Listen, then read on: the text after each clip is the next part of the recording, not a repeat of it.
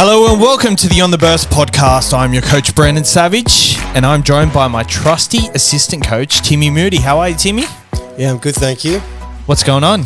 Yeah, not a great deal. I guess it's happy time of year, just sort of knocked off for Christmas for the year. Well, yeah, so this is being uploaded on the 27th of December, so how was your Christmas? Well, I don't know yet. Hopefully I turn up. Last year I didn't turn up to family Christmas. Oh, what? Yeah, because I was hungover. I just couldn't get out of bed. But what do you mean, like on Christmas? Yeah, didn't turn up to Christmas lunch or anything. I was like, no, I'm staying in bed. Like Christmas Day? Yeah, that's a big deal. You just stayed in bed? Yeah, but do you want to hear the funniest part of it? It wasn't the night before that I went out. It was the night before that. It was 2 nights ago. So I'd had such a big one. I just sort of needed a good 2 days in bed, and then I sort of joined into the Christmas festivities on Boxing Day last year. So there's a lot of expectation to see me on Christmas Day this year for the Fan Bam. Did you just not show up because you knew Boxing Day was up your sleeve? No, I just was dusty as and did not want to be around. Right. Christmas. I had a big one, yeah. Yeah, that's interesting. But I wasn't prepared. I didn't know I was having a big one. I was just going out to catch up with a buddy that had moved to Melbourne. And so him and a couple other mates and I all went out, and it just went wild. So, what is your Christmas like? Like, for mine at the moment, so, my Christmas that we had 2 days ago was actually... We're not going to live in the imaginary land. Look, this is what it is. No, so it's Friday. We're recording on Friday, but it'll be uploaded on Wednesday. We had to get it out of the way, obviously, before the festivities happen, but it's Friday today, and on Monday, when Christmas happens, in the morning, we're going to my wife's parents' house, which it's just them two, so it'll be me, my wife, my daughter. Mm-hmm. And then our lunch is just me, my wife, my daughter, my mum, my 2 brothers, my brother's girlfriend, and my sister. The closest ones you need around. It's good.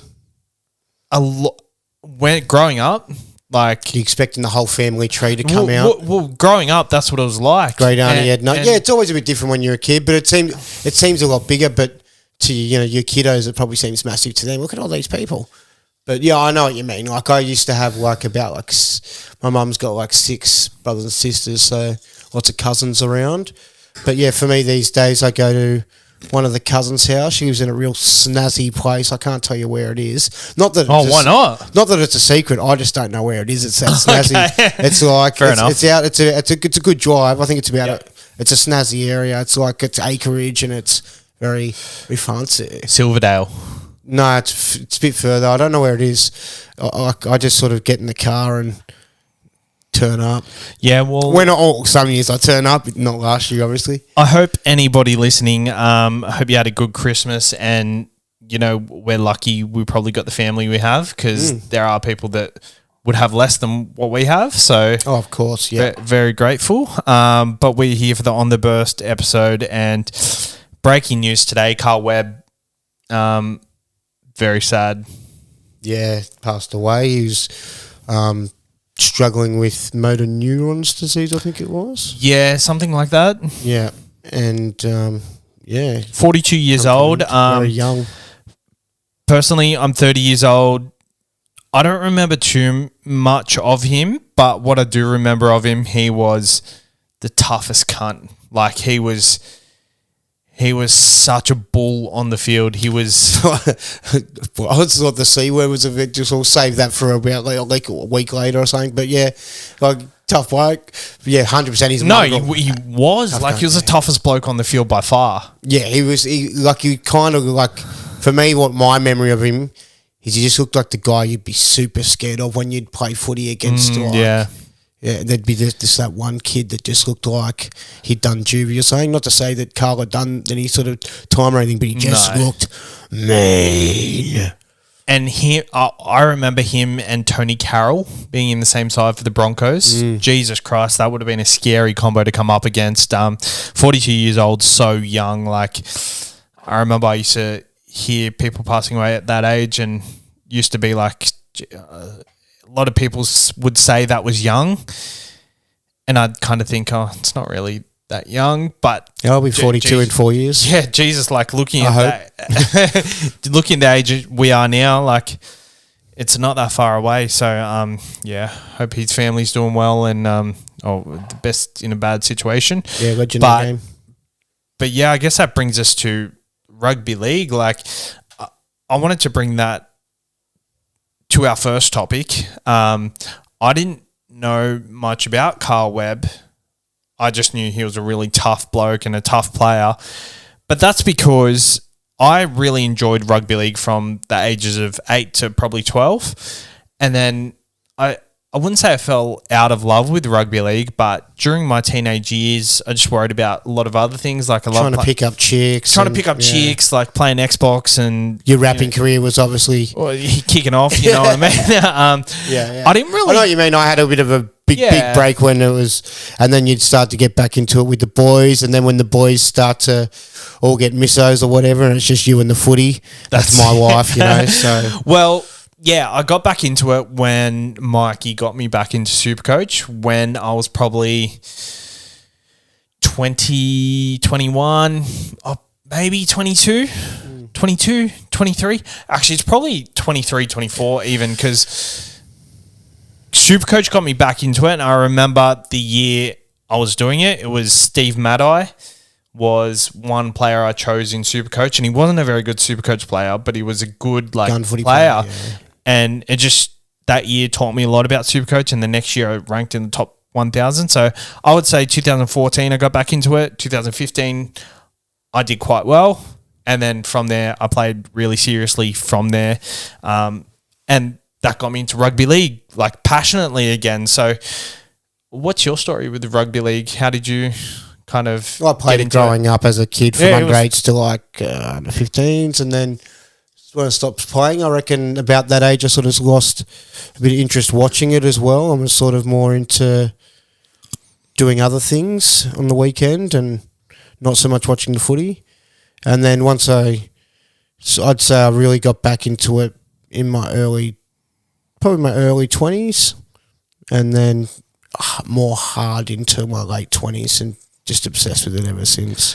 Do you think it was the style of footy that kind of made people not really be in love with it? I don't think so. Not for me. I think it was just the age and what interests I had at the time. Because I remember during that time, like Melbourne was so dominant, and the footy was very structured. Like it's structured at the moment. It's probably more structured than it's ever been at the moment, but at least there is room for off the cuff footy. Whereas before, I feel like it was really structured and not much off the cuff footy. Yeah, the wrestle sort of came into it. It was a bit lower scoring. It was hard to get tries and stuff for a bit, especially if you played the Storm.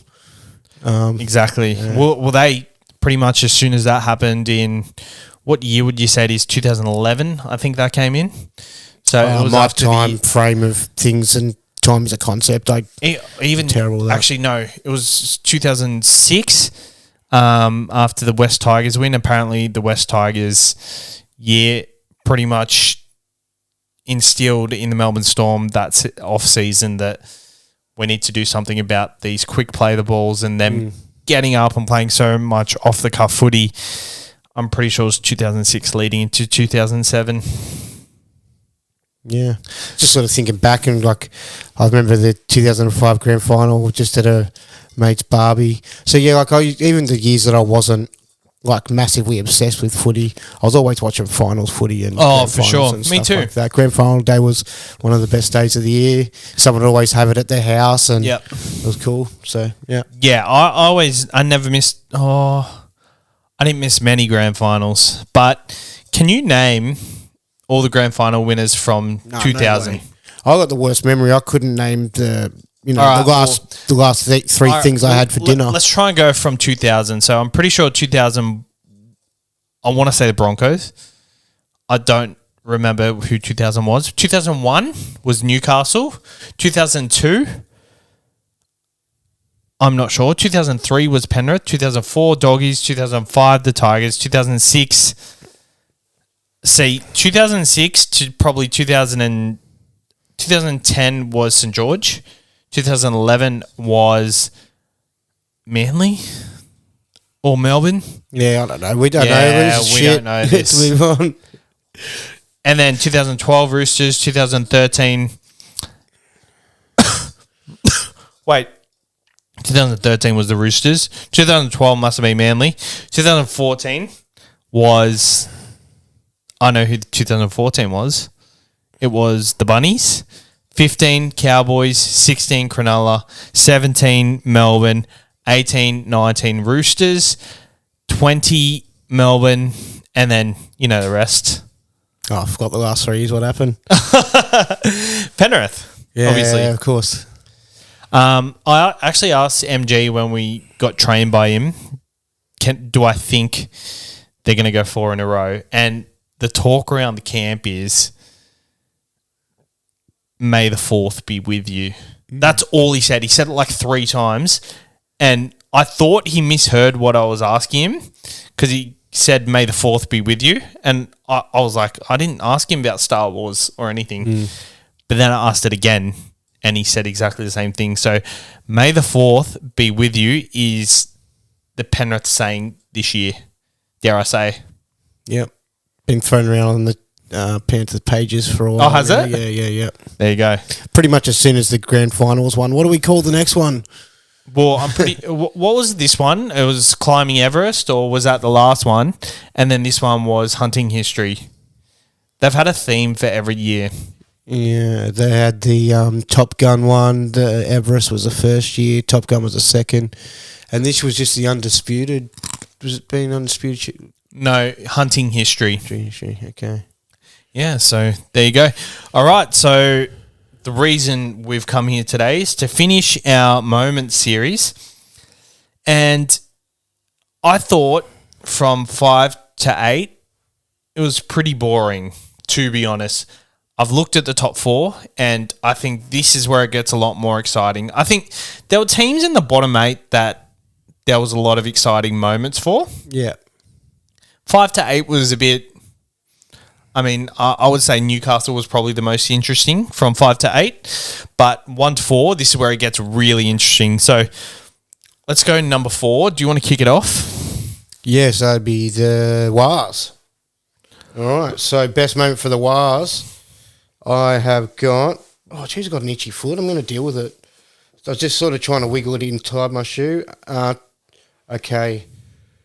So let me scroll down to the bottom here, the Wars. Best moment, SJ's form. I've got a few because there's a lot to go on. I don't know it's the best, but it's a bit hard to couple them. A bit hard to separate these ones, so I wanted to couple them together. So SJ's form, almost I reckon probably as good as his form in his junior years when he took him to the GF. 2009. Yep. I've also got the Wars playing back in New Zealand and just the fans being so elite. That was a great... I just think that was a great moment for them, for the fans to have their side back home, for the family to have their sides back. And finally, rising from second last in 2022 to be in the top 4 this year. These are all massive. But SJ, I think for me, if I had to pick one... Just his form. Yeah. It's the best moment. Yeah, I guess the appointment of Andrew Webster, I guess that could be classified as the most defining, but that 100% was their best moment because it's turned them from a bottom 8 side to a team that can fight for the 8 every single year. My best moment for them was actually their win against the Sharks in round 5. We've talked about that a couple of times already, and I just remember watching that. The comeback game. Yeah, that was such a good win, and you were saying you were drafting a tweet, you're getting ready to say this was an absolute spectacle. SJ, 38 metres out, he needs to kick the goal. It wasn't an easy kick, it was pretty direct on, but just at that moment, they'd come so far. If he missed the goal, you would have been like, okay, this is probably a fitting result for the game that the Sharks go on and win this one. But the fact that the Warriors overcome all that pressure, it's not a Warriors side we've seen since probably, I would say 2017 when they started really hot. Such a good moment for them. I may have to agree with you on that one. I think because there was so much joy in SJ in the post game interview and stuff, just when he was getting pulled up after the game, and he was just so almost in disbelief that it happened, and sort of just chatting about to the boys about, let's just go out there and just chuck it all out there and see what happens. This might be the one that we're telling our grandkids about, sort of thing. And it did have that sort of, I think, what was it, 26-8 or something like that? I think there's something like that, but it ended up being 31-30 or 32-30. It was great. And I think maybe that performance as well gave that team and SJ the belief that even up against sides that, because they were getting pumped. Yeah. And it wasn't, they were just getting, well, not just on the scoreboard, they were getting dominated that game. So I think that's why it was so surprising that they did turn that around and so impressive. Probably gave them the belief to sort of go on and have such a good year too. Yeah, 100%. Their worst moment. So for the Warriors' worst moment, tough to find. Very tough to find. There's nothing in the regular season I can find. Mm-hmm. Week 1 against Penrith in the finals. They lost 42-6 against Penrith, and it was the first kind of week they'd lost really convincingly to a side. And I think everyone at that point was kind of thinking, oh, this is the Sharks syndrome all over again. You can't perform in the finals games. I guess they proved the next week that wasn't the case, but it kind of made everyone just think, okay, this Warriors run has just been a dream run, and maybe everyone's excited for nothing. I'm glad they won the next week because everyone kind of bought into that. So I'm glad the storyline in the offseason wasn't, the Warriors need to make sure they can beat a top 8 side. But in my opinion, probably the worst moment. But that being said, as a Warriors fan, them losing and having another week to have a crack at it, it's not that bad, right? Yeah, I struggled to find a worse moment. I thought they were that impressive throughout the year. So what I did identify as a worst moment, I didn't want to say anything about the players or, the team or the coach or anything like that. So I found that the worst moment was when they bloody banned Shuavasa Sheck from doing his shoeies and going to the game. It wasn't long until he was reinstated back in the games. People revolted, and but I thought that was their worst moment. Not whoever sort of made that decision to originally not allow him to come into the game or ban him or whatever that was about. Out of touch.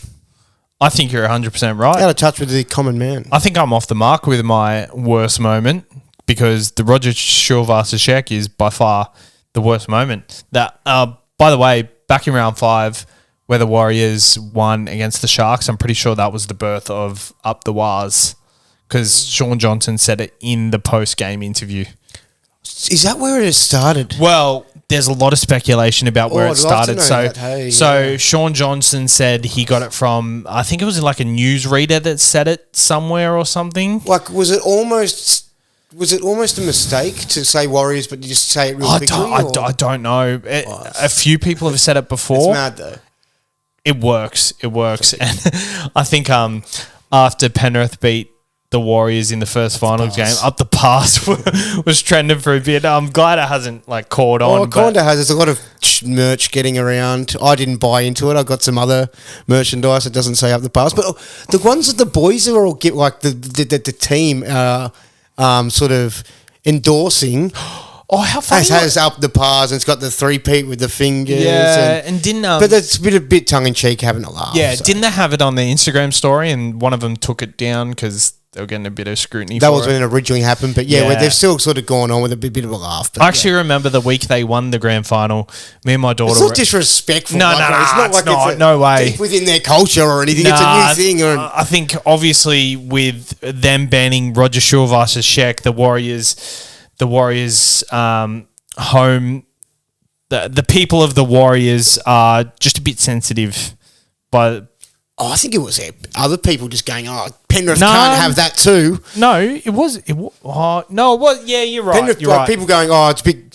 Penrith trying to be the Pars. Like, they're not the Pars. You know what I mean? Yeah, but they were just having a laugh. I remember the week that Penrith won the grand final, me and my daughter were out the front and we're using chalk and we're just chalking on the footpath. And I did this massive up the Pars on the footpath, and I left it there for like 2 weeks. I was so proud of it because it was like so perfect.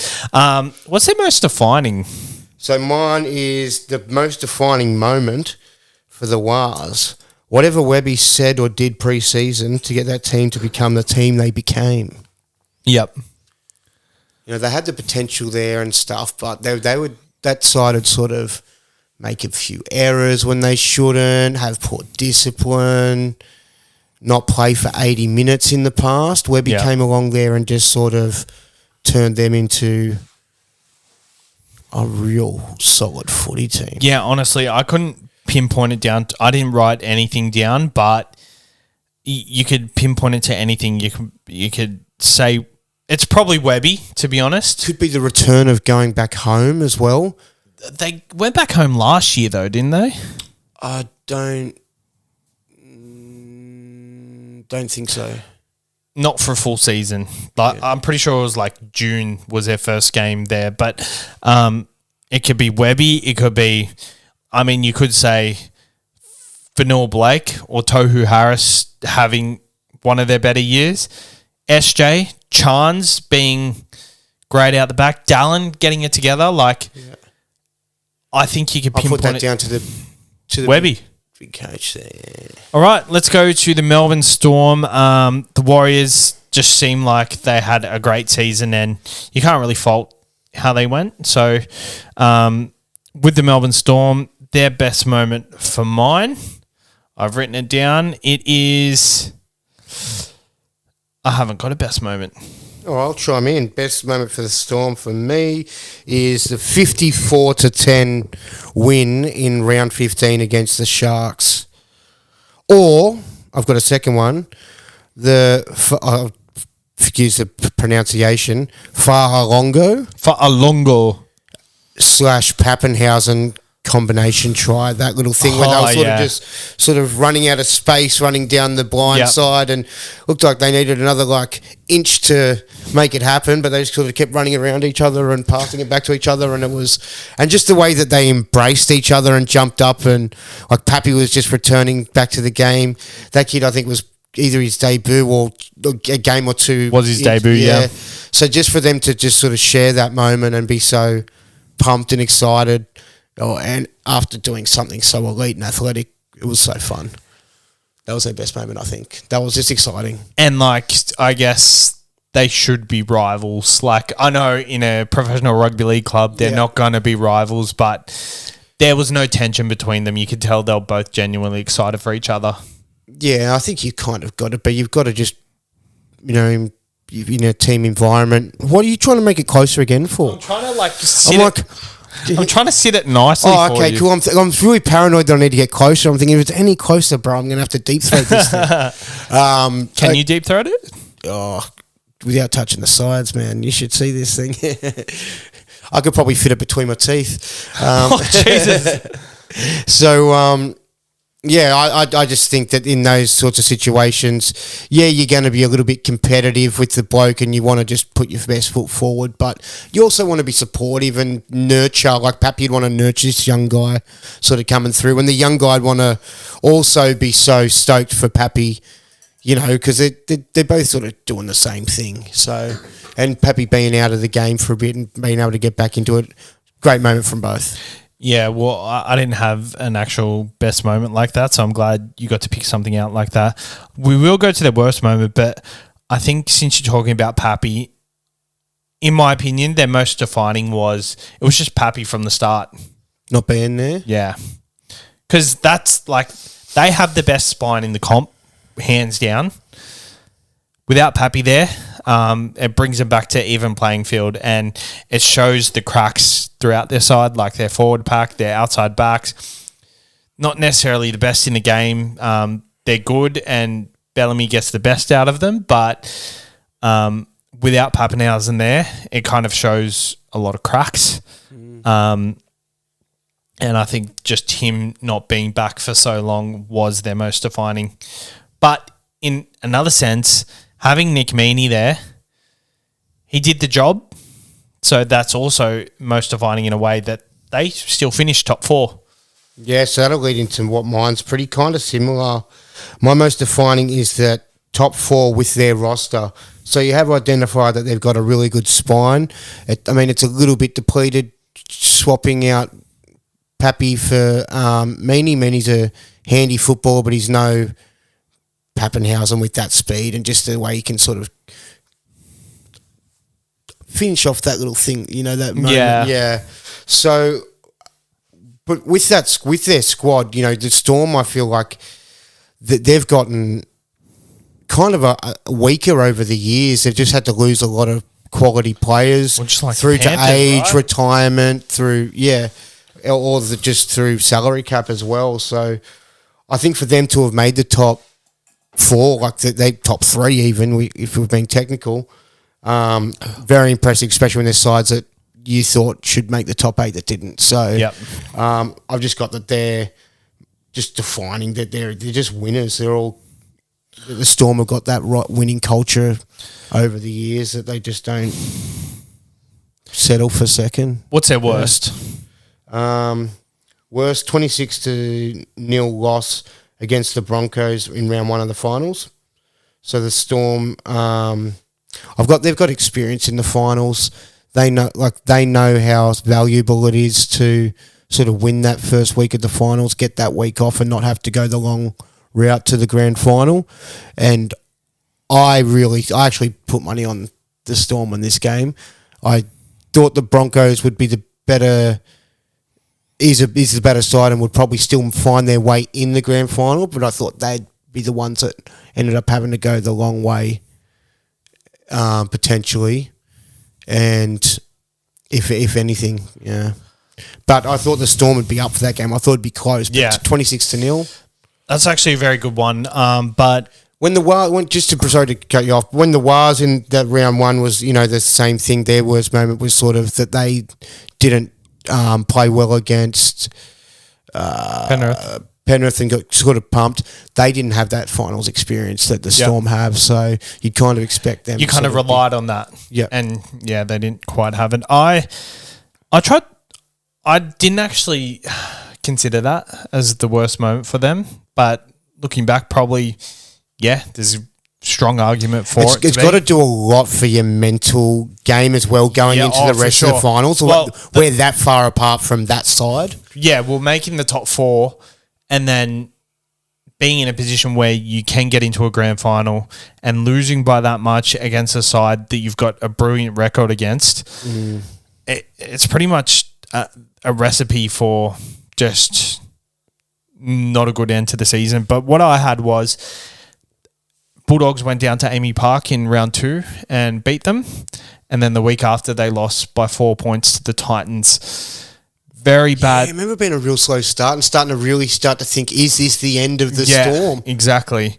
Being a side. So I thought the fact that they crawled back from that and got to the point where they were in the top 4, and even though they lost that finals game, they still overcame adversity. And that round 2 and 3, I was legit thinking this could be the year that Melbourne don't actually come through with it, because they're not really a threat, or they're not competitive. Could be one of the shitter sides, even just with the looming of Pappy. Seemed like he was never going to return. That was pretty obvious at the start of the season, I think. Even I was pretty convinced that he probably wouldn't even play last season. He did, I guess, but I guess we'll see how he goes next season. Broncos. Yeah. The Broncos' best moment. So I've got Ezra Mam's hat trick in the grand final. Yeah, that was to pull off a hat trick, and they were tries. They were one after another too. Yeah, there was no other try. They were, what's the word? It's sequence. Yeah, sequence. But they use it in footy too. They'll say unanswered try. Yeah, so they were unanswered tries. What does that mean? Well, that means that the other team hasn't responded with a try. Yeah, you know what right. I mean? They're unanswered tries. Like you try, then they answer with one. Yeah. It's a bit, sounds a bit like Ray. I mean, Ray Warren answering I'm not surprised that's what the meaning is, but play on. Yeah, I think Ezra Mam's hat trick. Epic. Yeah. That was by far, like, at that point, that was their best moment of the season.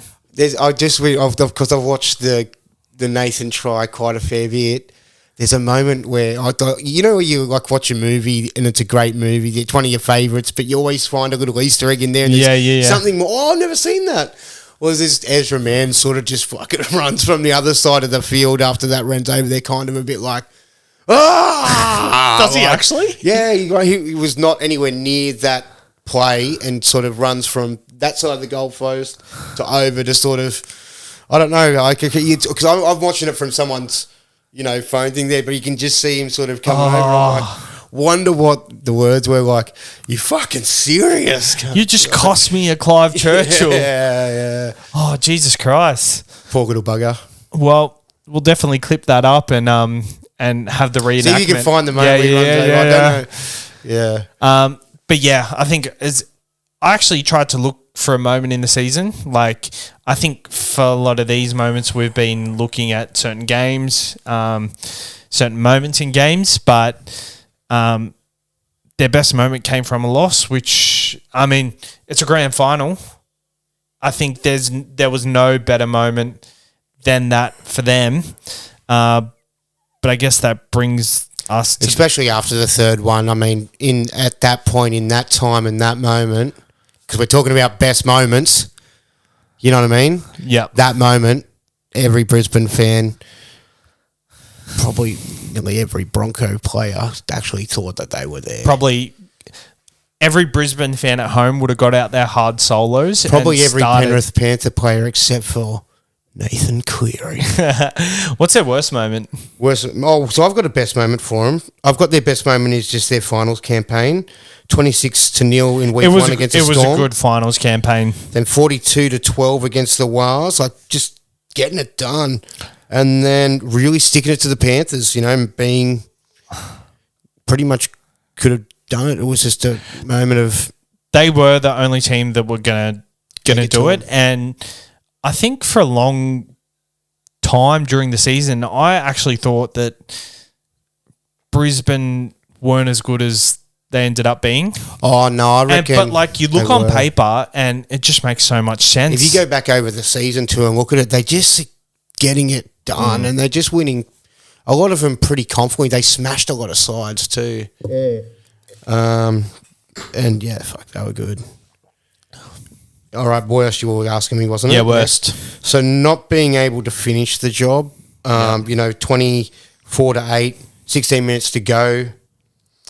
Panthers need to score 3 tries to beat them, to take away everything from them. And then that letting that Nath score that try, I can't be too critical of them because I got gassed after doing a few of these ones at MG's active and some rowing. I'm sure after all of that 80 minutes, they were gassed. 80th minute. And I actually look back at the video you took. So I uploaded that on TikTok, and thank you, because that did well on TikTok for me. No, you're right. No worries. Got like 20,000 views or something. But you see just Mitch Kenny constantly passing to that left side, and you're like, what are they doing? Like, they're not looking for an overlap here. Like, what's the play? What's the play? Like, what are they setting up for? And obviously, by the time it came to Nathan Cleary, they were just trying to wear out whoever they were running at. Like, that they were just running at a bunch of people. And by the time... Find just a slip in 1 inch of mistake of someone just to... And it's funny, like, doing that MG class, it just makes you think about moments like that. Like, you now 100% get why that happens. Why they train and they're just doing all this hard, and they've got to be fit. Like, after doing that little 15 minutes of exercise that, I had little rests with and everything, and I was taking the piss half of it, you know what I mean? Not even doing it as good as I probably should have been. There's no way I could have helped them in that situation. You know what I mean? There's no way I could. I mean, apart from the fact you built the size of it. Yeah. So I don't want to be too critical, but I just feel like if they were all there again, I wish they probably all wish that the ones that were involved in that moment wish they probably could have just dug that little bit harder. Yeah. But I guess that those moments will be something that'll really inspire those players to sort of dig that little bit harder and, With Penrith, they had to lose one to get what they have. Do you think... Yeah, 100%. Do you think the Broncos are in that position? Because they've already lost players. Adam Reynolds is like... No, I think they're going to be a top 4 side for the next 5 years. Do you think they'll win a comp in the next 4 years? Yeah, I do. I don't. I just think this was the year for them to do it. No, they're a young side. They're around Paddy Carrigan getting a bit... I know they might lose some players or whatever. I just think Adam Reynolds... Yeah, but I know he's a great player. But would you say that about Nathan Cleary? Like... Could we win without Nathan Cleary? Yeah. Adam Reynolds ain't Nathan Cleary, for one thing, but... You're right. He's, Like, I guess they've got Reece Walsh and he's a much better player than Edwards is. Oh, I think Reece Walsh is their secret. That's a little secret up their sleeve, man. They just need a halfback that puts them in the position, like kind of like a Cogger, I guess, or a Hastings with the side. Yeah, time will tell, man. They'll sort that out. And I just think the amount of other talent and skill that they have around there, like Cobbo's only going to get better, bigger, grow into his body. Carrigan's, amazing. There's a lot going on there. What is their most defining moment of the year? Defining. Okay, getting Walsh back to the club, like having him back at the club, just because, like, for me, I remember watching him play at the Warriors and then, everyone being like, oh, how could the Broncos have let this guy go? And I'm like, yeah, they let this guy go when they're struggling. So what are they thinking letting this guy go? And like they were playing Tamari Martin at fullback. They were playing... But then the point is, though, I thought he was good at the Warriors and showed a lot of potential, finessey, little skillful guy. But just how much he grew in 12 months to become like a young, talented kid to a superstar in the space of 12 months... I think having him back at their club and if they can keep him there for a long time, they've got a lot to grow around. I'm pretty sure they got him on like $400K at the moment. So it'll be interesting to see when he upgrades because... I reckon they just need to keep him there. Yeah, well, I don't think he's leaving. I think he went back to the club for a reason. And after having this year, he'll want to take the club back to a premiership. I actually wrote down Ezra Mam's hat trick. I don't know why that will be most defining. I guess I think that is the most defining point in their season just because if they were up by four points at that point, I don't think they would have let Penrith get through. I think the fact that they were up so much, physically they clocked out. I don't know what you mean. I think Ezra Mam's hat-trick and them getting a massive lead in that grand final, I think a lot of them guys checked out in defence. Had they just kept up with the grind? Maybe their imaginations and like when they weren't present in the moment, they started to think about the celebrations and all the... No, but that's what I mean. Ezra Mam only scored 1 or 2 tries and they weren't like... I don't think mentally they went, we're fucking there now. No, but... Yeah. Mentally, they do, like subconsciously at least. Yeah, okay, yeah. I see what you mean. I just think the fact that... Sports science. The fact that they got out so much, I think that probably was the most defining point of the season because that's a premiership or not a premiership moment.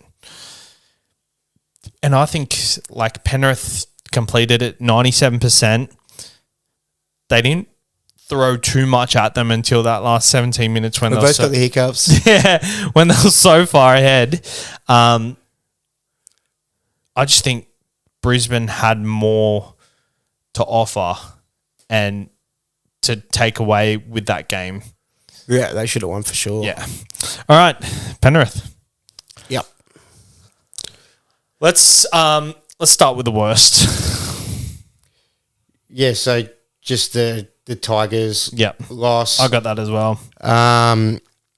Although I think it was, the worst moment for them, losing to the worst side, I guess. It was maybe the loss that they needed, making them realise that, anyone can beat them on their day if they don't all turn up and pay respect. And so I think if they just lost to any old side, the conditions didn't help, being it was so sloppy.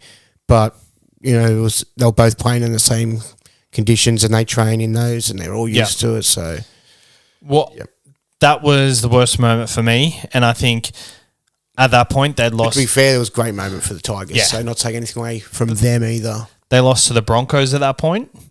They lost to Parramatta, both by 1 point. They nearly lost to Newcastle. They beat Newcastle by 1 point. And they lost to the Tigers. It was just looking like Penrith weren't invincible. And they had been for the last 3 seasons. So it's kind of like a shock to the system. Why are Penrith not performing the way they used to? The attack at times looked like it was just not as lethally potent. Yep. But I think they needed that for sure. Most defining. I'm pretty confident on this one. Yeah, right, shoot. Nathan Cleary getting injured against St. George Illawarra Dragons after Origin. It gave him that... He likes to have a little bit of a time off, doesn't he? He likes to go back to the study books and draw some images on the walls. No, but it's not only that. Like every year, it's giving Cleary a rest before the final series, which has been the benefit and letting him come back hungry. But I think he would have been hungry anyway. But I think it was giving Jack Cogger just enough game time. For them to have the confidence to put him on in the grand final. Like, imagine if he hadn't had that time during the season playing halfback, they would have played someone like Jamin Salmon, even Luke Garner, because they had Sonny Luke. Could you imagine Sonny Luke coming off the bench in the grand final? Cleary would have been calling for the ball with a minute to go, and he would have taken a scoot. Don't be harsh on Sony. He was having trouble with his hamstrings. Yeah, right. But yeah, I think by far, I can't think of a more defining moment than that. Well, I've got defining moment is winning 3 in a row, actually winning it, because now that they are undisputed champions, undisputed. Is that why you wore this today? Oh yeah, of course. I knew we get to talk about the Panthers and their success, but that they've got. Look, if they didn't win, they'd be always considered a wonderful side. Yeah, they'd be like, oh yeah, that was good, and they lost in 2020. That's 2 years they won, and then if we lost this one, then we lost there. But just to be in the grand final 4 years in a row, win 3 of them consecutively as well, it just cements them and just gives them that legacy, and yeah, it's awesome. For me, that's the most defining. It establishes that. In my opinion, most defining means the most defining moment that led to the outcome of the season. I see what you mean, but I've got that as that defines them as a team. Yeah, okay. That's fair enough. That's a good example. I left this till last. Best moment. Yep. Okay, so let me see. I think it's pretty obvious that try. I think it's the try.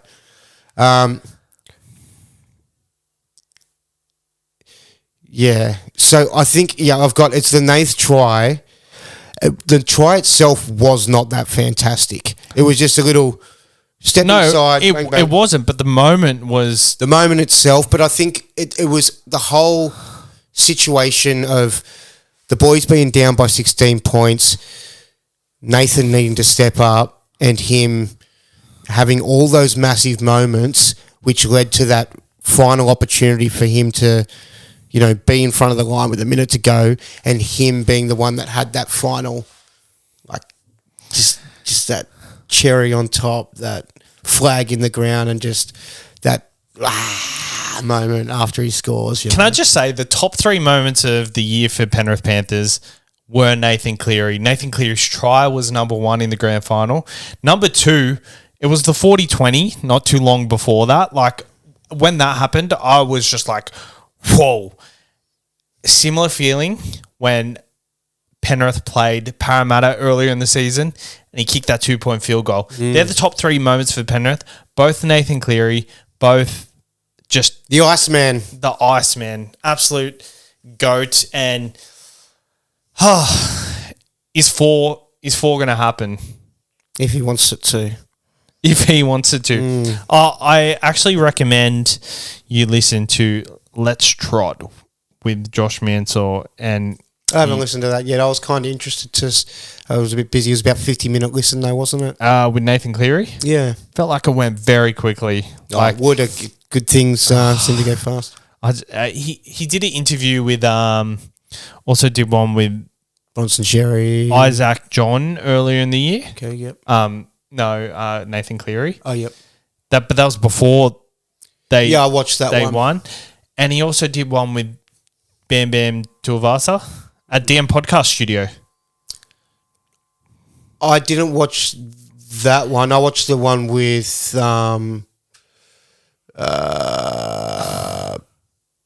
Pedro. What's it? Oh yeah, Tyson Pedro. That's it. Sorry, I don't know the difference between them sometimes. Oh, okay. Yeah. The one at DM Podcast Studio. That was very similar. And I thought that was a cool podcast because he was just like Tyson Pedro was just like he's new to it and he was just really raw. And I liked the way he just asked the questions. It was just kind of like... Yeah, very similar to the Let's Trot one. Josh Mansour isn't actually the greatest interviewer, but I think he's probably getting better. Like, I've listened to his earlier ones. He was not that great. Good personality, great charisma. I thought the opposite. I thought just maybe I'm wrong. Maybe. Do you want to you calling him out, bro? No, maybe I'm very similar in podcasts where it seems like he's just putting on his personality. Maybe people think that I'm doing that in podcasts as well, but it just I don't know. No, I don't think so. I haven't got that from him. He's just he's a mad dog. Yeah, right. If you don't know, you should know. Well, then I should know. Well, there you go. He's definitely getting better though. So maybe he just doesn't feel comfortable. Oh, I don't think it's his natural. No, it's not. It's definitely not his natural. But I think that's a great thing about podcasting. It allows different people to sort of. Oh, for sure. Like in the podcast, Nathan Cleary was saying that Josh Mansour is one of the more outgoing guys. Oh, for Penrith. So the fact that that's the case, maybe it's just the public speaking type of thing that's making him nervous. Yeah, some of those things don't always necessarily translate. So maybe it is natural. Maybe I'm wrong, but yeah, I guess I'm not the most extroverted person in public. But I talk on a podcast. Yeah. Yeah, sweet.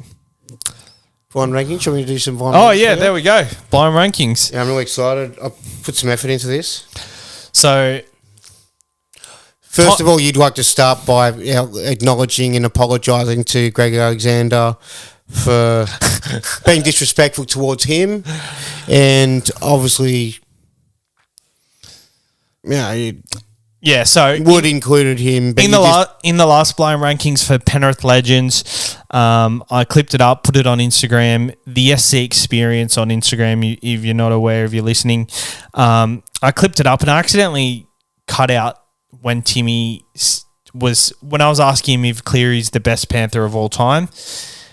Timmy mentioned Freddie and Brandy, like he's not sure where they all kind of sit. Like they're obviously up there, and I cut out Brandy. Left Freddie in the clip, like it looked like I was just acknowledging Freddie's existence, and poor Brandy just was like got brushed over. He's my childhood hero. So sorry, Brandy. But it's not only that; it's since we've had that session with Mark Geyer, he's been liking our stuff on Instagram. Like he's been liking a lot of stuff. Yeah, and he messaged you and said that Brandy's in the top 3. Brandy's in the top 3. I don't think he knows how blind rankings work. But you know what? Yeah, I think a lot of people get confused too. Like sometimes when we were doing the ones with like Winston or a lot of people comment like, why didn't you include this player? Yeah. We're just giving you a random 5 people, and the idea if we just gave you the top 5 players from any team, then it's not really blind. You know where you're probably going to be putting them. Exactly. Anyway, so yeah, the kind of fun part is that there could be a guy in there that you might rank, in the 40th best player for a club, but he ends up being in the blind rankings of 5, and you've got to chuck him in. So yeah, exactly. All right, you ready? I'm ready. Blind rankings. Let's go. Okay. So this is Manly greats, and I will preface for the staunch people over. I'm really scared of people in the eastern suburbs. They're just like really edgy, and I don't want to upset any of them. I don't want any of them driving all the way down to our lovely area here in the western suburbs to try to call me out to fight me because we haven't included one of their greats. So I've tried to include one of their greats, so be prepared for that. Normally, and he is before our time. Yep. So a bit of a warning on that. Okay. Jamie Lyon. 5. Okay. Cliff Lyons. 3. Phew. Steve Menzies. 2. Bob Fulton. 4. Jeff Tuvey. Fuck. Number 1. There's got to be an investigation.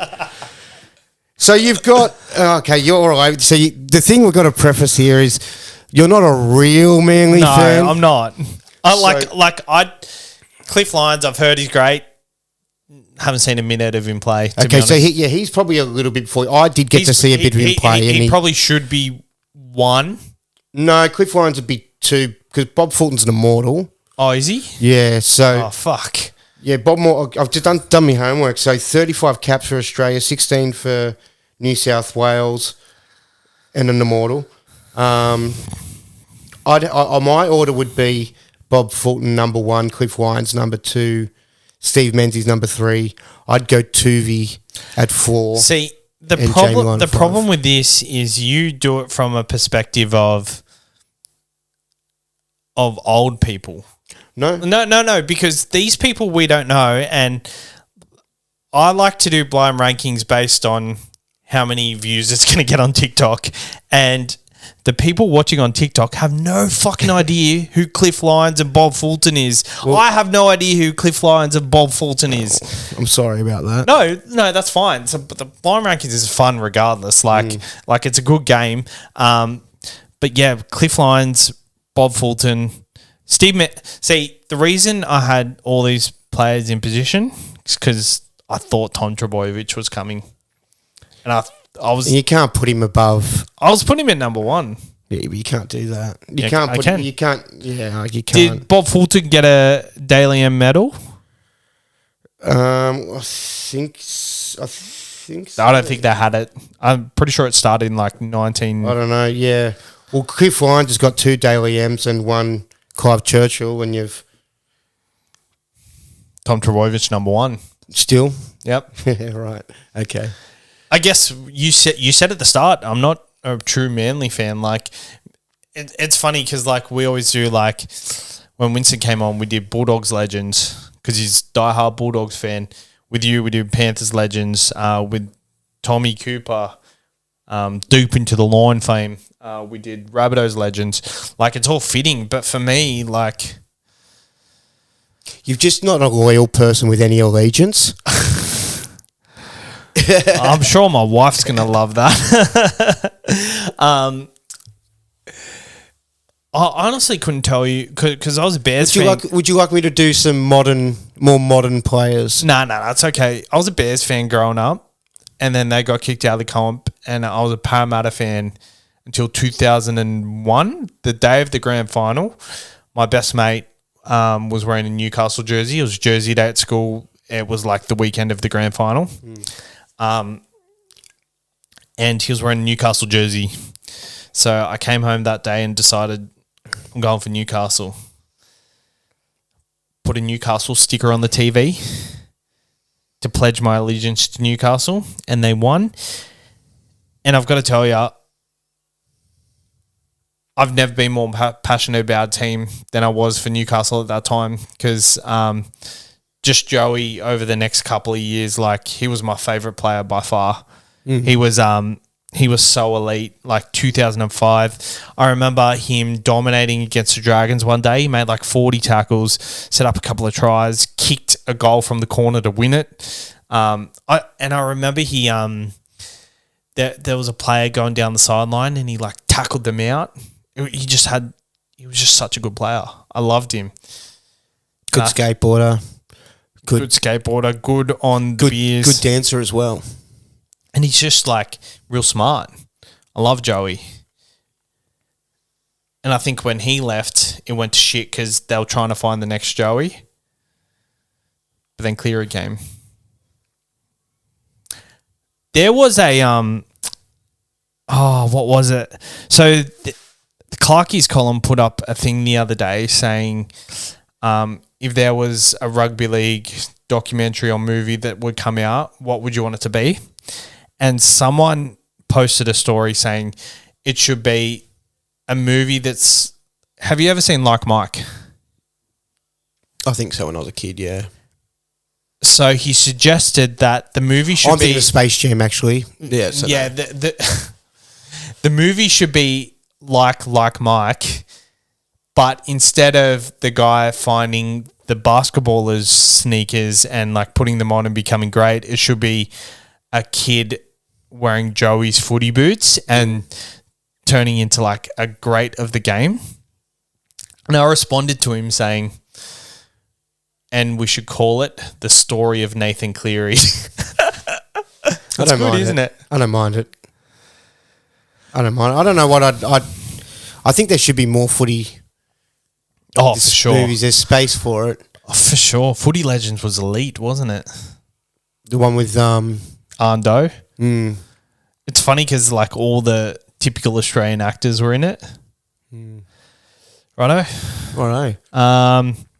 That's it for the year. Cool. For On the Burst. So we'll be back next year, I guess. Yep. We hope. Well, it's just like a couple of... It's about a week and a half next away. Next week.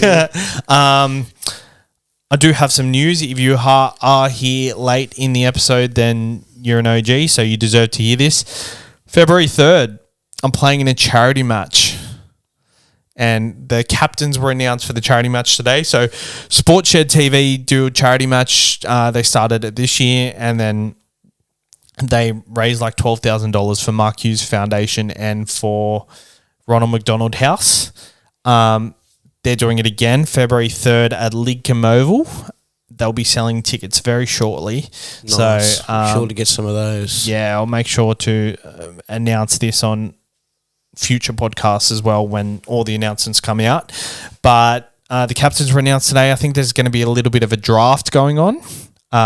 So you could be the guy that gets picked last, like at school. I could be last. I could be last. I could be first. But the captains are Shaq TV, if you've seen him on TikTok, and Nick Stav. You probably don't know either of these guys. I'm not a social media guy. But they're they've got both got 500,000 TikTok followers, so they're pretty big. John Bernard is playing in the match. They do footy stuff, do they? Nick Stav does soccer stuff, and Shaq TV does Esha's bar. Okay. And it's funny because John Bernard is actually playing in the match, but he's not captain. I think they probably would have wanted him to. He's a footy guy. He's a footy guy. Italy play for Manly. Italy as well, or something? Is it Italy? Was that the nation he? No, Lebanon. Okay, Lebanon. Yeah. So he'll be playing. I think he might have just not been captain because he's been over in the States for a while, so just would have been hard for him to do all this stuff that they got coming up. So very excited. I think Winston's playing, so hopefully I'm on the other side. Smash him. Fucking smash the Take cunt. his head off. Who else? Roasty. Okay. NRL Roast. I'm pretty sure he'll be wouldn't playing. have him running at me. He's a big bopper. He's still the sort of, like, I'd have him running at me and I'd sort of do the thing you did at school where you just, you grab him by the back of the jersey and just you wait for him to run past. Ankle tack him. You don't stand in front of him. I think the rugby league guru potentially. There was word. Imagine him and Roshi just going. No, there was word about him. It's just whether he wants to play or not. So I guess we'll see what happens. But SC Playbook potentially. I actually don't know. Goxie would have been a great one to get involved. Who? Goxie. He could be there. I actually don't know the lineup. So I hope he's playing. So I'll know the lineup very shortly. Camera's too hot. Well, there we go. Cheers for listening, guys.